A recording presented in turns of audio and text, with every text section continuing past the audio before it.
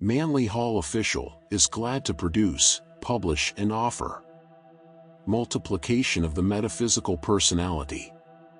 Dear student, the material personality is composed of the sensory perceptions with their reflexes, the mind, the emotions, the imagination, the generative powers, and the physical body. The metaphysical personality is an alchemical distillation of these faculties, forces, and members. Through the process of experience or evolution, all of the physical extensions of consciousness are being sublimated into transcendental energies. This is the philosophical explanation of the mystery of the psyche or soul.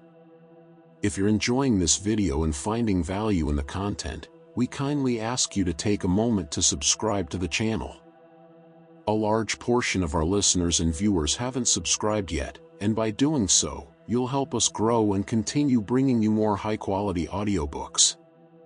Your support means a lot to us, and it's just one click away.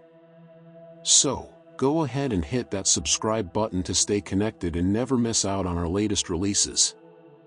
As the material personality consists of a number of parts coordinated into one functioning unit, so the superphysical personality reflects this same diversity, united or bound together by realization in its aspect as understanding. In the Tibetan symbolism, the figure of the Buddha, representing complete realization, frequently is depicted as accompanied by two bodhisattvas. This triad symbolizes realization per se and its principal conditions or aspects. The intellectual extension of realization is personified by the Bodhisattva Manjushri, and the emotional extension of realization by the Bodhisattva Avalokitesvara. Manjushri usually carries in one hand the flaming sword of detachment and is accompanied by the peculiar symbol of the intellect, a book supported in the heart of a lotus blossom. Avalokitesvara, the Lord of compassion, usually is depicted as androgynous and is placed in a devotional posture, sometimes carrying an egg or pomegranate. Manjushri, realization as mind, ponders the mystery of life. It represents the self as the seeker, realization moving toward the thing to be realized. This bodhisattva, in the doctrines of Lamism, is the lord of magic, astrology, oracles, incantations, and charms. It conjures up the worlds and then, with its flaming sword, destroys the very phenomenal universe it has engendered. Avalokitesvara, or Kuan Yin, represents the self as the thing sought. It is the realization of the identity of the self and the object of its desire. It is, therefore, the Prince of Compassion, the service of the self and all else that exists, the performance of right action, the conduct of man toward his own self and other beings. The worship of Kuan Yin begins with the recognition of the omnipresence of the real and ends in a mystical union with the whole of life. Manjushri is the sun, and Avalokitesvara is the moon in the esoteric symbolism. By this is not meant the physical bodies of the planets but the mystical powers for which these orbs stand as witnesses in space. In Buddhist physics, they are referred to as centrifugal and centripetal motion. The intellect is centrifugal, or motion out from self. Compassion is centripetal, or absorption into self. Between these two is the supreme, immovable power of truth, represented by Buddha itself, unchangeable in the midst of motion, the only force known to man in which all motions are held in suspension. The superphysical personality is represented by this triad of Tibetan divinities. The sublimation of all intellectual impulses perfects the principle of mind, and the sublimation of all emotional impulses perfects the principle of emotion. It is taught, therefore, that the celestial bodhisattvas, the heavenly selves, like the gold and silver of alchemy, are the distillations of their corresponding material impulses. As the tides ebb and flow, so realization moves outward and inward. The outward motion is along channels of thought, and the inward motion is along channels of feeling. This is the soul breath, the control of which is one of the deepest secrets of yoga. The student must learn to apply these truths to the problems of his daily living. Needless to say, he cannot accomplish all that is implied in a few years or even in a single lifetime. It is possible, however, through right action and right aspiration to live toward the all. If we remain firm and devoted in our allegiance to truth and proceed according to right understanding, our growth will be continuous, even though actual progress may appear woefully slow. The centrifugal motion of the intellect manifests materially as the urge to know. This impulse is fulfilled or satisfied through the accumulation of knowledge on 4 levels or planes. In the East, these levels are termed directions or corners and are under the rulership of the locapolas, or kings of the hollow square. Each locapula is the ruler over a sphere of essential learning, and in Oriental symbolical art, all are accompanied by proper symbols of their qualities. These kings also represent the laws governing the 4 planes of intellectual manifestation. In the universe, each world has its own laws. To master a world or sphere means to adjust oneself perfectly to the law of that sphere while retaining immovable identity. The 4 lokas, or regions of the locapolas, are 1. The sacerdotal sphere, 2. The administrative sphere, 3. The economic sphere, and 4. The sphere of trades and crafts. The sacerdotal sphere includes religion, science, the arts, languages, the learned professions, literature, magic, and philosophy. The administrative sphere pertains to leadership, the struggle for physical establishment in a world of competitive ambitions, and all that pertains to the right use of possessions, impulses, emotions, attitudes, and imaginative power. The economic sphere corresponds to the industrial estate of the modern world. It is the world of barter and exchange, of buying and selling. More profoundly, it is the perception of the responsibilities of the social order, man's place in a world that can sustain him only if he shares with others in the common responsibilities and opportunities of living. The sphere of crafts and trades is that of physical labor. It involves the problem of production and includes the agriculturalist, the craftsman, the mechanic, and all who labor with their hands in working the basic elements of material life. Realization must extend through these 4 worlds, conquer them through adjustment, and participate in their activities, though never for a moment must man be held prisoner within the walls of the hollow square. Through the 4 gates guarded by their demon kings, realization must flow freely, the consciousness must be in the worlds but not of them. To lose the sense of realization that the self is superior to its conditions is to fall into Maya, or delusion. The self is the lord of conditions, though it must experience condition and remain unconditioned. To fail in this adjustment is to fall prey to the locapolas. The moment that man, through intellectual error, loses perspective and identifies himself with or assumes the reality of any of the 4 planes, the worlds become hells, and experience changes into suffering, for suffering is experience without realization. Emotion is part of the centrifugal experience of realization. Through the intellect, man discovers diversity. By discrimination, he recognizes, at least intellectually, the one universal all and the one universal self, which is at the root of diversity. By compassion, which is the transmutation of passion, he draws diversity back again to himself, or, more correctly, he becomes great enough to enclose or to include diversity in his working realization of unity. Here again, the emotional nature operates through the mystical equivalence of the 4 lokas or worlds. In the Eastern symbolism, the lokas or planes have their overtones, which are called talas. It is usual to define a loka as a place and the tala as a state or a condition, but these definitions must be understood philosophically. For example, the sacerdotal sphere, intellectually, is an area of experience to be mastered. Emotionally, it is a mood, a feeling, an attitude, which must be drawn back into the self and included within the consciousness. To be more explicit, theology, a phase of sacerdotalism, may be an absorbing study. Scholars may spend a lifetime pondering over the religions of the world. They may accumulate a great knowledge concerning the beliefs of men. There is theology as history, theology as art, theology as science, theology as literature, theology as discipline. All of these are considerations within the intellectual grasp, part of the mystery of the mind reaching out to know, yet it is obvious that this is not all of theology. There is theology as devotion, theology as experience, theology as atonement, theology as the inflowing into the self of spiritual impulses. There is theology as gentleness, kindness, thoughtfulness, veneration, adoration, humility. All feelings are the polarized shadows of thoughts. Each feeling has its intellectual equivalent, each thought has its emotional overtone. To understand this, to realize it, and to practice it, is called right compassion. It is acceptance into the self of the dominion of the hollow square.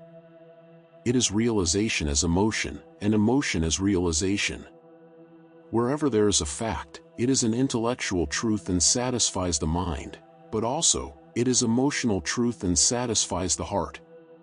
The mind would possess the fact, the heart would be possessed by the fact. In the song which is Solomon's, the mind says, "My beloved is mine." And the heart answers, "I am my beloved's." Between these two sits eternally the principle of transcendent and complete bliss, Asia's perfect Buddha, the power that knows and can discover within the depths of itself the blending of the seeker and the sought-for. Do not try to think through this all at once. Do not attempt to feel the entire mystery. Try in some measure, however, to approach a little reverently the mysterious throne of peace on which sit together the three lotus-born lords of the law. See not images but powers, and meditate upon their mystery. To do this is to become wise in those things which come first among all the values of life. If the intellect fails outwardly without the balancing power of the emotions failing inwardly, the result is the materialist whose mind is caught in the net of Mara. To feel devoutly without thought is to verge toward excess of the senses and passions, which ends in the total embrace of Yama, the fantastic creature of uncontrolled desires. Always there must be equilibrium, always there must be realization of the good law, always the disciple must walk the middle path, balancing each extension of the consciousness with its proper Shakti or consort. In the religious philosophy of Asia, all of the divinities, with the exception of the supreme power, the Absolute itself, are represented as twofold. Each of the masculine divinities has its attendant female energy which is called the Shakti, or goddess, or consort.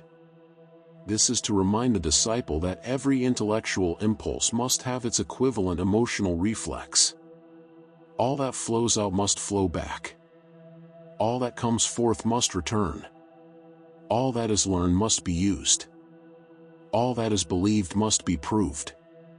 All that is possessed must in time possess. Everywhere the law operates through a balanced triad of energies, the law, its operation, and its reaction.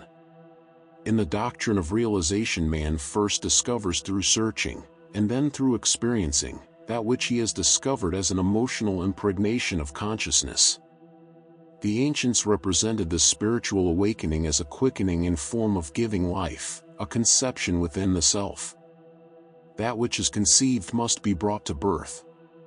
Knowledge that is discovered must bear fruit in action. All that we know and gain through knowing must be harvested to become that which we are. This is the law. Restatement of principles. It may be helpful at this point to review and restate the fundamental premises upon which this entire series of letters is based. We are attempting to teach the disciplines of realization by the direct method of creating moods or conditions of consciousness for the student as he proceeds. Instead of presenting a series of formulas, the misapplication of which might lead to disastrous misunderstanding, it is our aim to direct the realization by the Socratic mode of inferences. The student performs the exercises by the actual process of contemplating step by step upon the mystery of realization itself. He learns the processes by experiencing, in part at least, the conditions of the meditative life. After all, it is the purpose of esoteric exercises to release consciousness and direct its flow toward truth. Most metaphysical schools follow set formulas and attempt to unfold the consciousness of their students by the regular practice of mental exercises. Experience has demonstrated that such procedure is likely to lead to an intellectual acceptance of truths rather than to an actual experiencing of these truths. If a mental acceptance is regarded as sufficient, the disciple already is off of the path. Man evolves not by memorizing, but by experiencing as inner reality the sacred laws of being. This experiencing is an entirely personal adjustment. There is no possibility of limiting it by such equations as time, or place, or formula. Realization is a readjustment of the whole life to a new and enlightened understanding of the reason for living. The perfect discipline, therefore, is a continuous flow of understanding, a process of growing by doing, of becoming by being. If you grasp this, you will have the keys to the lesson we are trying to teach. You will find the normal application of these lessons in the adjustments of daily life. We hope that you will find all actions which you perform richer in meaning, deeper in significance, and more closely related to the larger pattern of universal purpose. The true meditation is the continuous living of enlightenment as the result of increasing internal inspiration.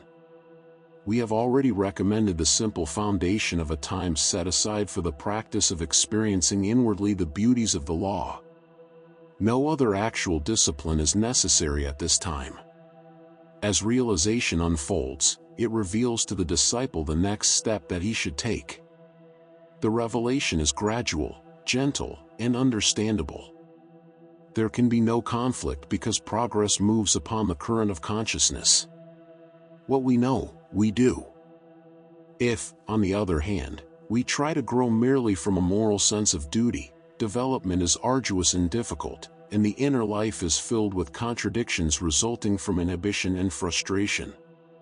To attempt to perform a spiritual action when the will is not sustained by an adequate realization results in discord and internal inharmony. Many students of esotericism permit the disciplines to become tasks. They perform them from a sense of spiritual responsibility and continuously prod themselves toward virtuous action, while at the same time their impulses are impelling them in a different direction. Take, for example, a simple virtue such as the control of the temper. Most spiritually minded people realize the need for a placid disposition. When the conditions which arise in the physical environment are trying and irritating, the conscientious disciple attempts to meet the aggravations of the day with the virtue of self-control, even though the natural impulse is to become irritated, the will restrains any outward display. There is a very human desire to be angry, and then there is a struggle to hold the temper in check. This constant conflict between a high code of ethics and the difficulty of applying that code is detrimental to the nervous system and leads to frustration and neuroses. For this reason, it has seemed inadvisable and philosophically unsound to establish fixed standards and expect disciples to abide by these standards regardless of the degree of their personal understanding. The solution to the problem is essentially Platonic. Human society has established certain material laws to protect man from irrational depredations, and all disciples must obey these laws. If we build from within outward, we remove the element of conflict. As realization unfolds, we proceed to the performance of right action. When we understand life, temper dies within us. Anger slowly fades out, not immediately, but gradually, as realization increases. A right action never is completely performed until it bears witness to the entire nature. The virtue flows from the understanding. No self-control is necessary because the self is controlling the action. The old axiom that the spirit is willing but the flesh is weak is not philosophically sound. The flesh never is either strong or weak. The term flesh merely applies to the impulses which are contrary to the code of spiritual action. We must not perform a good deed in spite of ourselves, or in spite of part of ourselves, but because realization has caused us to be impelled to that good deed because it bears witness to all of ourselves. This is what the ancients meant by the study of aesthetics. The beautiful is the proper way of performing the good. Realization is the basis of beautiful action. All ulterior motives such as spiritual ambition and the desire to be good have ceased. Then, and then only, is virtue normal. Right action, in turn, reveals the future of itself.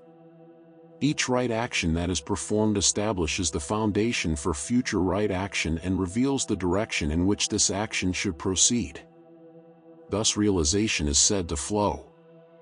It moves upon and within itself, and is its own impulse. Realize this and you cannot fail in the accomplishment of any good thing. Multiplication of the metaphysical personality. In our Taoist symbolism, we have considered the method by which the transcendental being has been formed, and also how this being emerges from the material personality during contemplation. Additionally, we have learned that the transcendental being energizes its chayas or shadows so that 7 conditions, called by the Buddhists dhyana Buddhas, have been projected from itself. Each of these, in turn, has released its subordinate powers or genii, resulting in the establishment of a transcendental, mirror-like overshadowing of the material personality.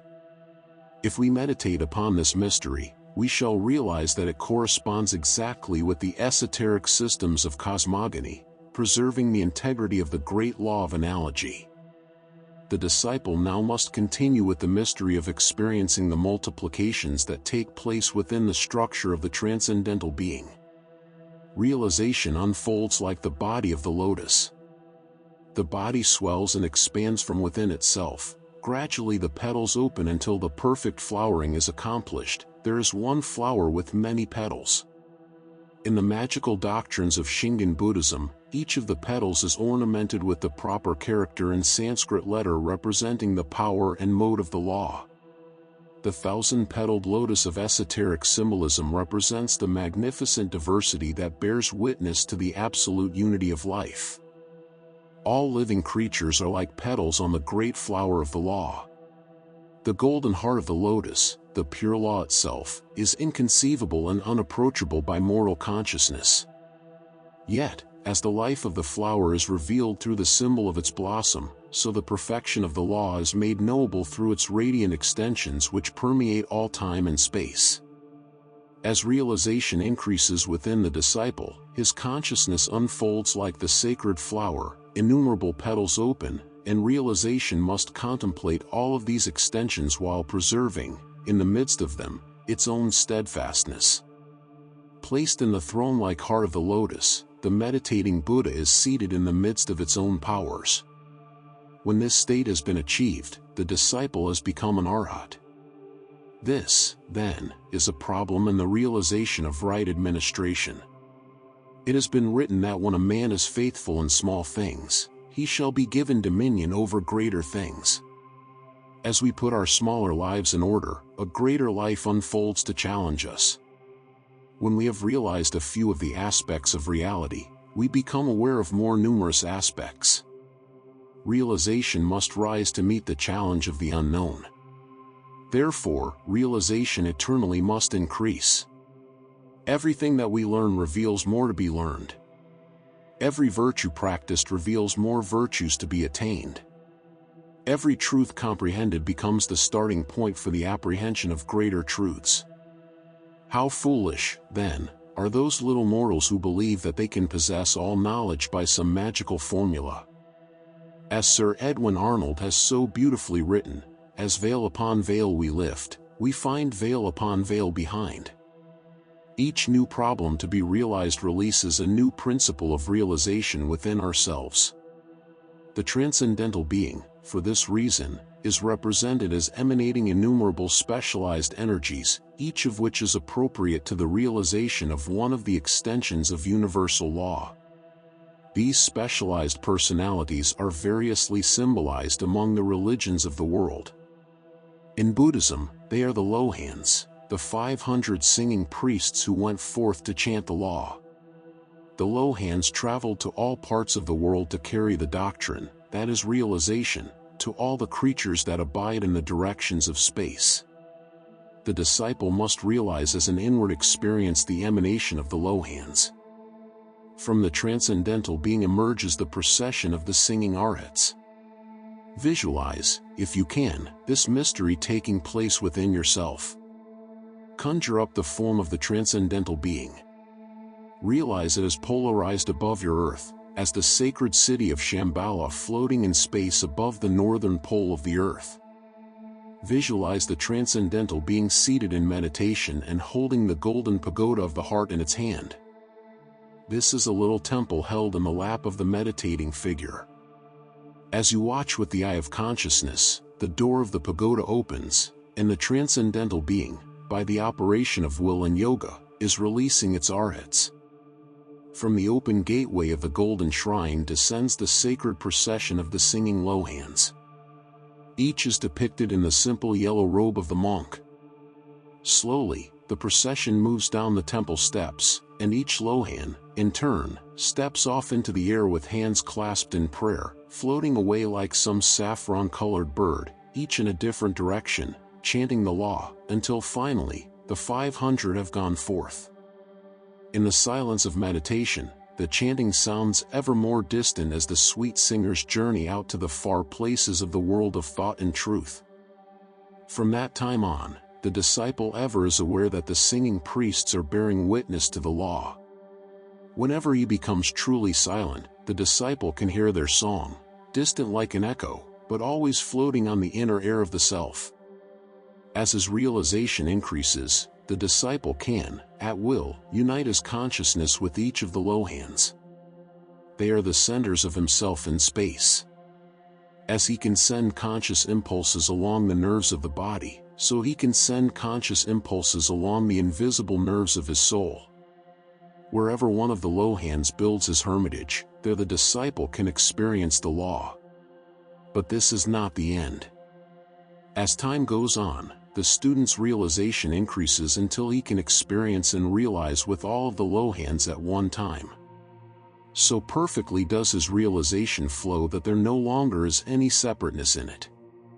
From the one transcendental being, the many have gone forth. Through realization, all the many are established again in the one. Thus it is that man has 1,000 eyes, the eye of realization within himself. He has 500 voices, all the Lohans are singing his song and he is singing their song. Gradually, through realization, we achieve union with the song that all life is singing. In Eastern symbology, there are many tales of the adventures of the Lohans. They tell of saints that walk upon the waters, and of saints that fly through the air. There are Lohans who have learned the language of the trees, and others that have preached their sermons to the birds. Some of the Lohans live among the beauties of the forest, and others have built their huts on the sides of rocky hills. Some have preached to the stones so that the stones have lived, and others have gone into the marketplace to bring the law to the shopkeeper and the merchant. A few have entered into the presence of kings and have become the counselors of princes.